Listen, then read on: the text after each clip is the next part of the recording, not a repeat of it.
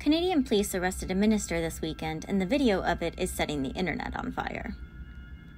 Over the weekend, Canadian police officers arrested Pastor Artur Pawlowski. His crime? Violating Canada's strict coronavirus regulations that prevent people from gathering to worship. According to Fox News, the arrest of Pawlowski occurred just days after Canadian officials obtained a Court of Queen's Bench order that applies to gatherings, including protests, demonstrations, and rallies. The order imposes new restrictions on organizers of protests and demonstrations, requiring compliance with public health orders, including masking, physical distancing, and attendance limits. The video of the arrest, which occurred very publicly on a highway, has gone viral. Many viewers have commented in favor of the pastor. Here's the video. Service in the middle of the road. They waited with AHS, and here they are behind. So we'll see what is about to happen. Freedom in Canada, democracy in Canada, full force, unbelievable.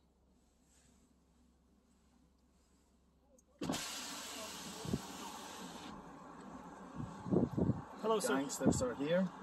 So, as per the injunction that was served on Artur here and David back here, I am to place both of them under arrest for breaching the Queen's Bench order. Both of us under arrest. Yes, sir. Would you please step out of the car? What's your name, officer? Andrews, 5244. Okay. So how do you feel being a Nazi now? And then we got a gangster here. Yes, sir. How do you feel being a Nazi and breaking the Gestapo? What's his officer? What's your name and number? I'm asking you. Sorry? What's your name and number, please? 5283 Constable Darwood. A Nazi, a lawbreaker. You're breaking the Charter of Rights and Freedoms. How can you look in your mirror, man? So I have advised both you and Mr. Pawlowski over there that you guys are both under arrest. Please, if you would, step out of the vehicle and comply. Sure. Report this.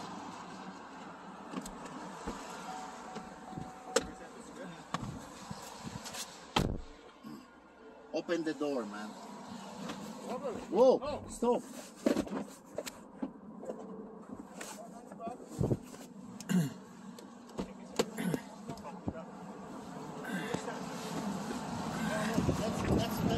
Get you to stay in the car.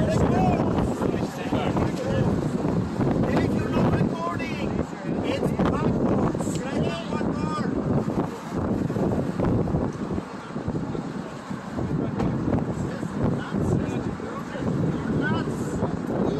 You're nuts. You're Gestapo psychopaths. Gestapo psychopaths you are.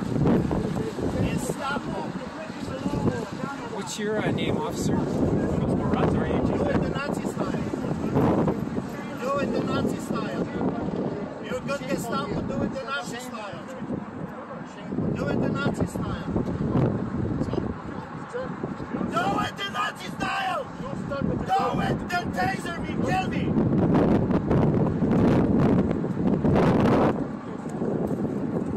Do it the Nazi style.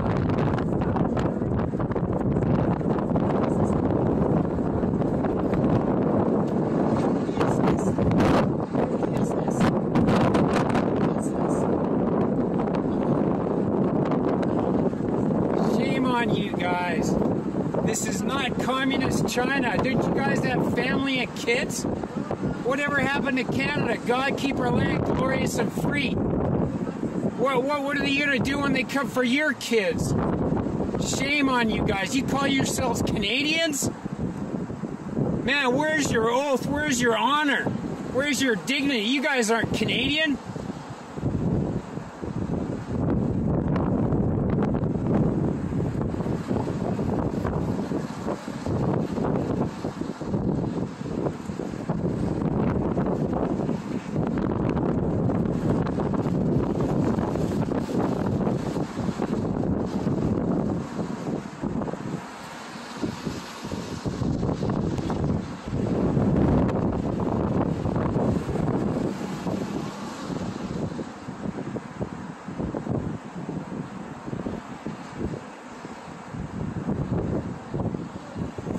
Man, you guys are cowards. Submit to globalist, evil, psychopath Trudeau's and Kenny's.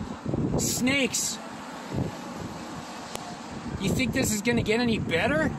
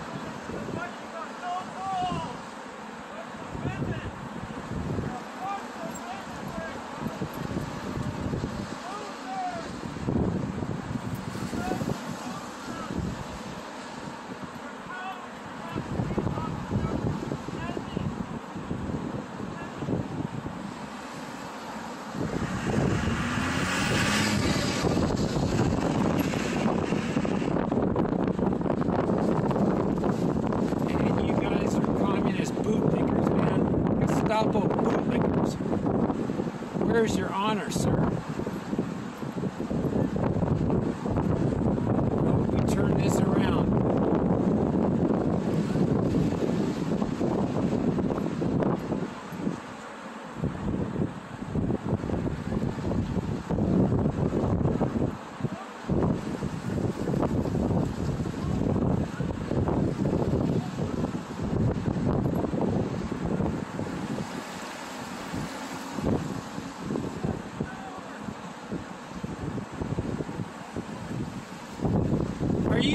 Did you just get off the boat from China? The airplane from China? Whatever. Bloody coward! You're a coward! Run away! You're a woman in man's clothes! Bloody Stasi Nazi coward! Loser on the money! People see! You bloody coward! Arresting people like the Nazis! Nazis! Nazis! Nazi coward! You're a Nazi coward! Coward! Coward!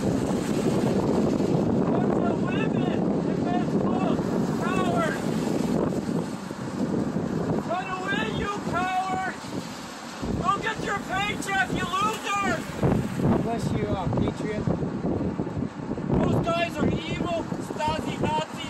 They're so cowardly. They just want a paycheck, right? It's just for the money, right?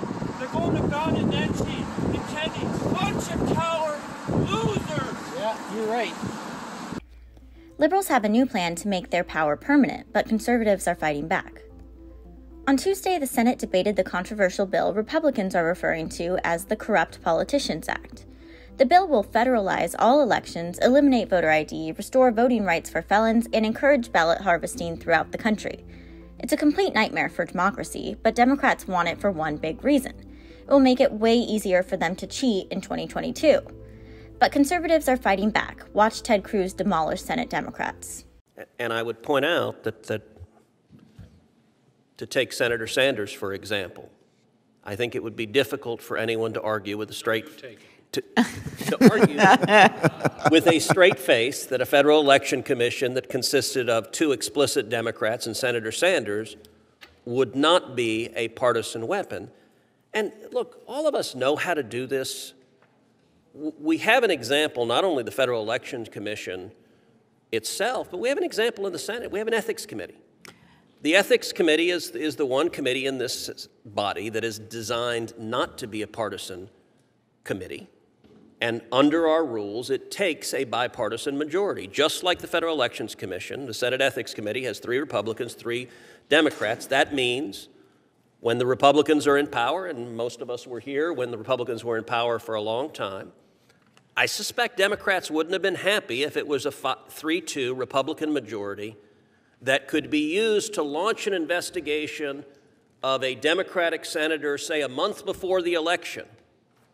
In a purple state like Georgia, I suspect that would make you understandably quite unhappy if the Republican Party had the power to launch a public investigation designed to influence an election. And that's why we require a bipartisan majority on the Ethics Commission. It's also why the law has required for 50 years a bipartisan majority on the Federal Election Commission. Liz Cheney is out, but she's not done trashing her own party. Representative Liz Cheney was finally ousted from her position in Republican leadership after several months of brutal attacks against the conservative base. When it came down to it, not one never-Trumper on her side even stood up to defend her in the vote that stripped her of power. But it seems Liz has not learned her lesson. She's still standing with the anti-Trump wing of the party and attacking the constituencies she serves. In a Fox News interview immediately following the vote, she pledges to continue her unpopular politics as usual. Watch for yourself. Has just been ousted from her leadership position by a voice vote. Let's listen. Embrace the big lie and embrace the Constitution. And going forward, the nation needs it. The nation needs a strong Republican Party. The nation needs a party that is based upon fundamental principles of conservatism. And I am committed and dedicated to ensuring that's how this party goes forward, and I plan to lead the fight to do that. How concerned are you that former President Trump might end up back in the Oval Office, and what are you prepared to do to prevent? I will do everything I can to ensure that the former president never again gets anywhere near the Oval Office. We have seen the danger that he continues to provoke with his language. We have seen his lack of commitment and dedication to the Constitution, and I think it's very important that we make sure whomever we elect is somebody who will be faithful to the Constitution. Congresswoman, do you feel betrayed by today's vote? I do not. I think that it is an indication of where the Republican Party is, and I think that the party is in a place that we've got to bring it back from, and we've got to get back to a position where we are a party that can fight for conservative principles, that can fight for substance. We cannot be dragged backward by the very dangerous lies of a former president. Thank you. Very much.